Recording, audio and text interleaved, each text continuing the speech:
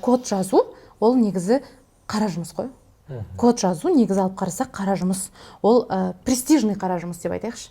Негізгі мықты сеньорлар код жазбайды. Компанияда жұмыс істейтін сеньор, бастық, тимлидтер, олар вообще код жазбайды. Кодты кім жазады? Кодты компаниядағы джуниорлар жазады. Біз үшін жасанды интеллект алады, жаңағы код керек па? Кодты жазып бере салады. Зачем оған адамның уақытын кетіріп, оның миын кетіріп, отырып ана кодты мына C++-та мынаны бүйтіп жазсам қалай, ошибка шықты қалай, мынаны бір апта оны чинить етіп, ол қазір күшті, қазір жасанды интеллект. Бұл бір жағынан үлкен бір плюсы қазіргі жастардағы критический мышлениенің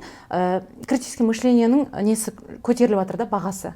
То есть қазір soft skills адамдардың бұрын, например, hard skillстар жұмысқа қабылданатын кезде техникалық жақ өте маңызды болса, қазіргі таңда soft skills жақ өте маңызды. Адамның жауапкершілігі, адамның критический мышлениесі, адамның логикалық ойлау қабілеті, адамның басқару, даже сөйлесу, коммуникацияның өзі, адам мен адам переговор жүргізе алу, осының барлығы өте жоғары қазір бағаланып жатыр. Ақырындап осылай жоғары бағаланады жасанды интеллекттің арқасында.